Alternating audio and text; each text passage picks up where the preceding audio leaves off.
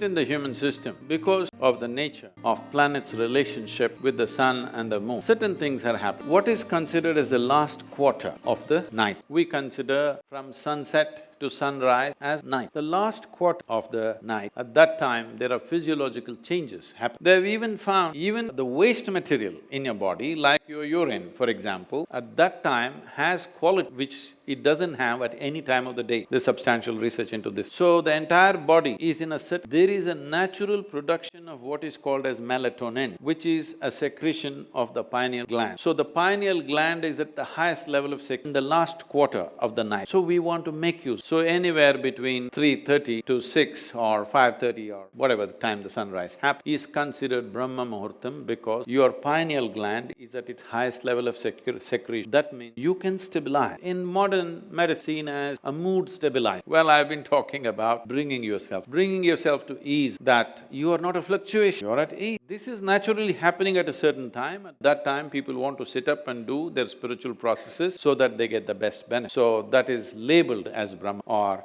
the time of the creator. Or you can look at it this way, it is a time when you can create yourself. You can make yourself the way you want yourself to be. So you become the Brahman in the morning so that you will make yourself the way you want yourself. The greatest predicament that a human being faces and the greatest tragedy that human beings are going through and the greatest struggle that all humans seem to be toiling with is just this. Their sensory perception gives one-sided perception.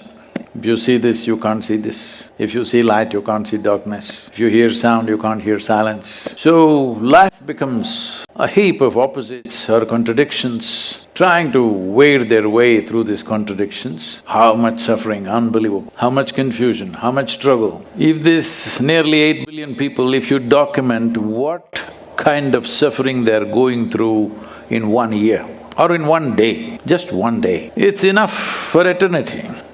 All this is simply because they have misunderstood instruments of survival or as instruments of knowing. You must know which is light and which is darkness if you want to walk through this. You must know which is man, which is woman if you have to operate in the world. So these differences are very one-sided. Just being a man or a woman, how much circus in the world? Forget about light and darkness, that's more complicated. But how much struggle, how much social confusion, how many religions and scriptures have been written about this misunderstanding endlessly. This is just that because between light and darkness, you think they are two different worlds, because it looks like that. The day looks like one kind of world, this planet looks different during the day. During the night, it's a completely different world, but it is not, it's the same world. I think you get that point during twilight to some extent. This is why it's always important to wake up before the sun comes up, because you don't have to do anything. If you're just alert and looking, slowly the perception will go into you. This is why always in yoga, Brahma Muhurtam you should be up because twilight starts then. In twilight, if you're awake, you perceive that the differences that you have made out in your mind because of misperceptions of senses that you have settles within you. When that happens? When?